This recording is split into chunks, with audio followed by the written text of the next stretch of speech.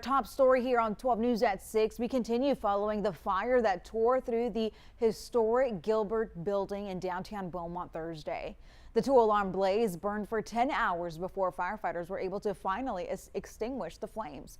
Tonight, crews are still monitoring hot spots. Beaumont Fire Chief Eric Chapman says they could be out there for days. Good evening, Southeast Texas. I'm Brenda Matudi. The area around the Gilbert Building and adjacent roads remain closed this evening.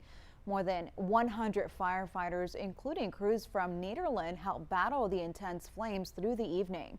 We're going to talk more about the history lost in just a moment. First, we want to turn to reporter Kyle Orr, who joins us live from downtown. And Kyle, you spoke with the fire chief and also the building's owner, Tom Flanagan. Well, Brenda, I was here last night, and it was all hands on deck for Beaumont Fire. It was an enormous blaze right behind me on the corner of Pearl and Bowie Street. Now, it's undoubtedly been a very, very long, very grueling 24 hours for the first responders that responded to this fire. But building owner Tom Flanagan says that this fire was no accident.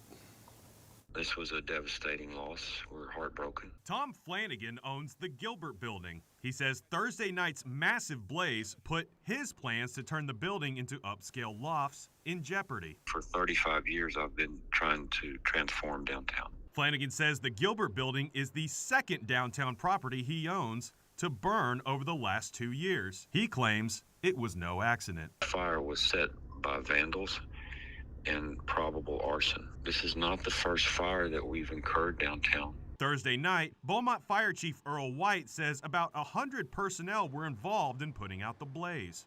Because of the size of the fire, we had to put out what we call an all-call. Chief White says they were lucky they didn't have to call upon too many resources outside of the city. Nederland graciously sent their Tower 11, which was a ladder truck, to help with fire control. Chief White confirms the only injury was one firefighter who was pulled out of the building due to heat exhaustion. He's expected to be okay. We were able to give him medical attention on scene, and he's doing very, very well. No lingering effects from the heat exhaustion. White says they are continuing to keep the blaze contained, but it will take some time for them to determine the true cause of the fire.